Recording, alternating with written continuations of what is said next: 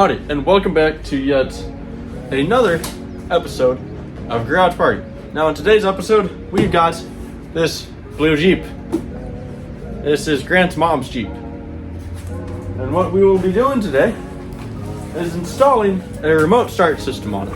This remote start specifically is from 12voltsolutions.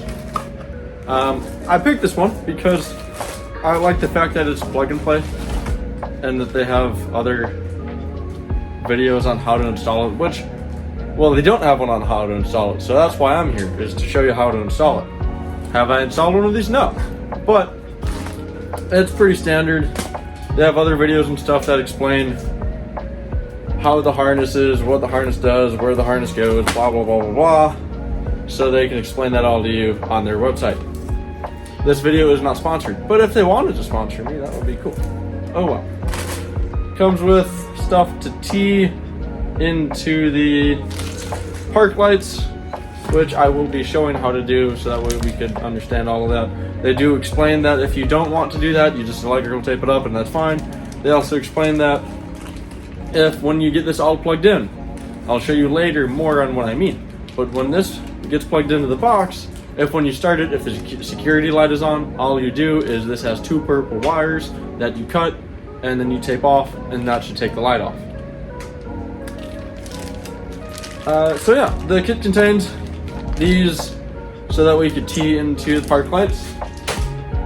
The harness, obviously, because that's the important part. Your receipt. It comes with this box. This is your remote start box. Really nice, compact. And then it gives you this as well, which is just a thing for the link, so that way you can see the wire and harness videos, the harness overview videos, the installation guides, which this could be, remote start module programming, and app module installation and setup and more. The one that I have, it'll work off of the factory key. That is the only one that I have. So they do offer different things, which is if you want to do it by an app, or if you want the other miscellaneous stuff. It comes with tough towels, which are the best towels for everything you need for a towel. Which they're microfiber towels. I didn't know this came in the kit, so that's kind of cool. And comes with zip ties as well. Everything that I got, I think I got on a little Black Friday sale, so mine was a little bit cheaper. It came out to around $200. I don't exactly remember. But yeah, so I'm gonna go ahead, look a little further into this, and show exactly what needs to be done, so that way we can get the harness all nicely in, and this box in. So let's go ahead and get started. Alright, so here we have it. This is where I am at the moment. I have removed this kick panel, which all you do is you just grab it and pull from, I think, at the top. I removed this panel, which you also just pop out, but I don't think you actually have to, but I did anyway. And then I loosened this cover here. This cover is 3 bolts. They're all T20s. You will need one of these T20 screwdrivers, works very well, or if you have long sockets, torque sockets that will fit up into this hole, and there's another identical hole on the other side, and then there's that hole as well, which will take this one. All of them are T20s. Now, I did also loosen this back cover as well. This will be a T20. One hole on the other side is also a T20. And then these two are just Phillip head screws. That's all. And to keep getting this plastic off, that's why I'm doing this, because you can kind of see that the lip goes into the steering wheel. So I believe you have to take the steering wheel off. At least that's what I've started to do, which is just a 10mm bolt there, and same with on the other side. And then the airbag just comes out. I already disconnected mine, but yeah, pretty easy. It's just 3 clips, this yellow one, this black one, and this other black one, which go back in the color coordinated spots. So disclaimer, before you do this, make sure you disconnect the battery because you don't want to accidentally set it off.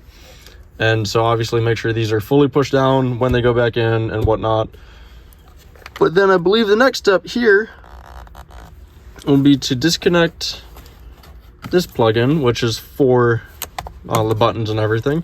And then I'll need to get something on here, some type of impact on what I believe is, we're going to call it a 15 mil, because here's a 14 mil.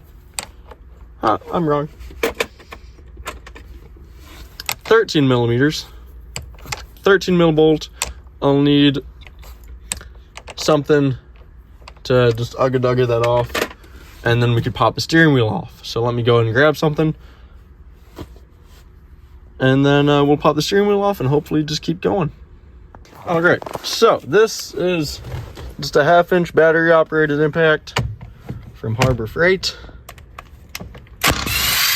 and it does just fine. So that pulls that bolt. And then I think, in theory... All right, so I put the steering wheel back together because I needed the steering wheel puller to actually pull it off, and I don't own one of those. So what I was able to do was I was able to pull this panel far enough down to see... I wonder if you see it through here. Not really. But there's... right behind here, there's this block. Right there. It's a gray block right here. And that's what this needs to plug into. You'll unplug the factory connector, which is right there, and plug the box into here. I was able to snake a screwdriver into there to help pop it out, and then just have to wiggle my fingers in there to click it in. Once you hear the click, you know it's in. And so then I just decided to throw the steering wheel back together off camera because, well, it wasn't useful to me in the first place. So next, we'll take this connector and plug it into the OEM side, like so. It's all nicely plugged in. And now I'm gonna go ahead and route all of this stuff into a more comfortable, but into a better spot. So I'll probably just send it down through the kick panel and bring it down off to the side over here. And then once I get that routed, I'll show you the routing and everything else that needs to be plugged in and how everything else needs to go together. Okay, so I just installed, well, routed the wires just through the, underneath like the steering column with all the other wires just out through here. And I'm gonna mount the box up onto that bracket there with the zip ties. But first I want to program it, and I'll show you how to program it, and then I'll mount it and I'll show you the final result. Right, so on their website, they do also have how to program this, but I will show you as well. Okay, so what you do is you take the button on the side, you start by holding the button, like so, and then you take the blue one and you plug the blue one in while holding the button. Oh yeah, and then you get this orange light. And I think you let go. Ah, yes, and then it turns to the solid red light. Then you take the key into the ignition of the Jeep. Ah, and it starts flashing. And you turn it into the on position. And now it's ready. I think it has to be a solid green light. I don't remember. Ah. Or does green mean ready? That might mean ready. So then we'll shut off the car again, take the key out, and then you click the unlock button, which sends a green signal. And now,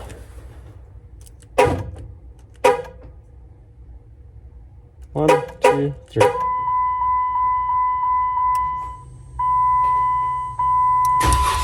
There you go. And then you take the key, you click the unlock button, well, the lock button 3 times, and your Jeep starts.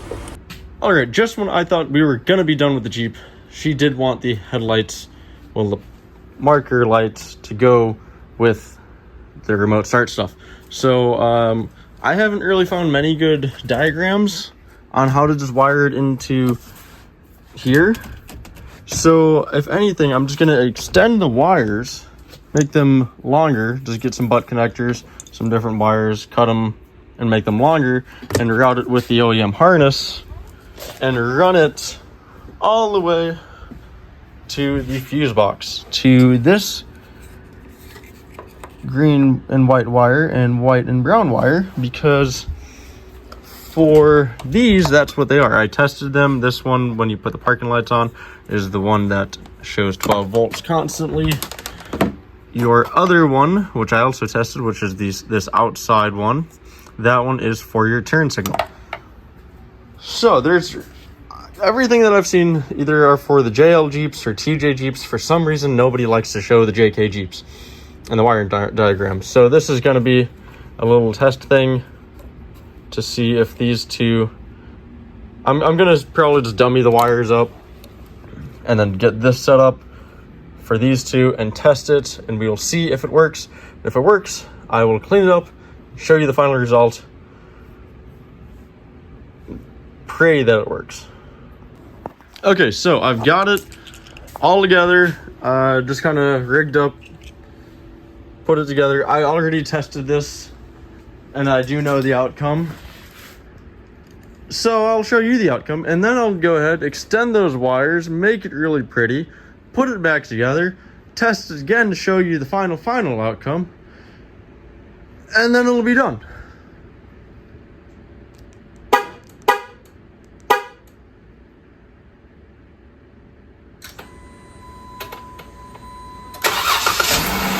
Ta-da! And the lights are on along with the tail lights. As marked, or running lights, they are all on. And just to show you for sure, the stock switch is in the off position.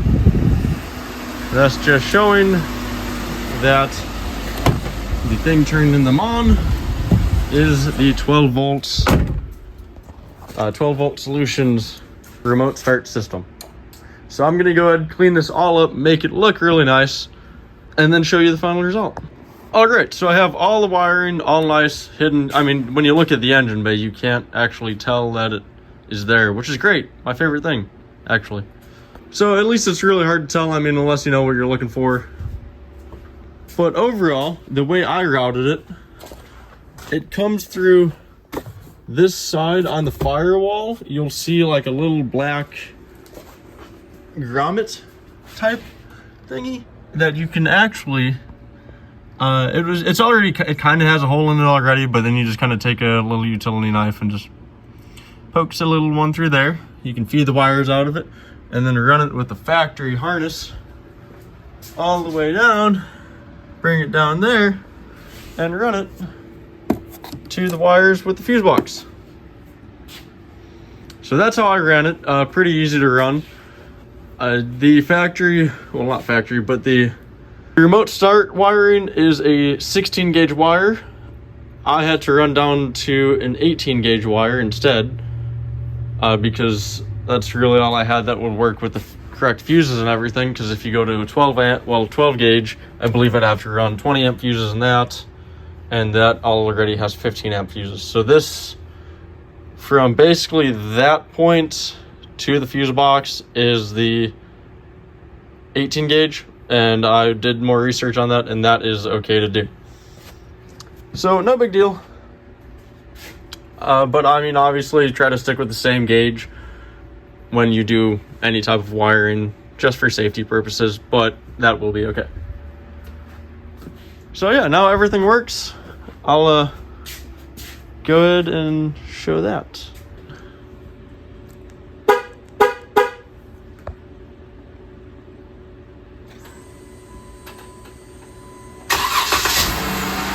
Once again, the lights turn on, the tail lights on back there, everything works as it should, car starts obviously, and then you do it 3 times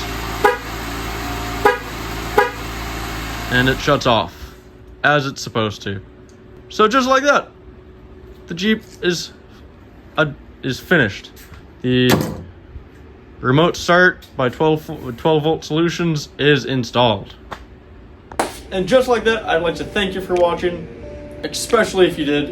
And if you did, I hope you like, subscribe, comment, share. I don't know. All those things would be cool, but you don't have to. But it would be cool if you did. And I hope you learned something on how to install a remote start system on a 2018 Jeep JK. It is different from some others that I've noticed. Remember, if you do, to make it easier, a steering wheel puller would be nice. Then you can pull the steering wheel off, and then you can actually see that ignition box, well, plug in. And like the little one that I showed you, because that would just make it easier so that we could get access to it. If not, then you're gonna have to do the way I did, which is just cram your fingers up in there and just maneuver it the best you can. So yeah, once again, I'd like to thank you for watching, and I will see you next time.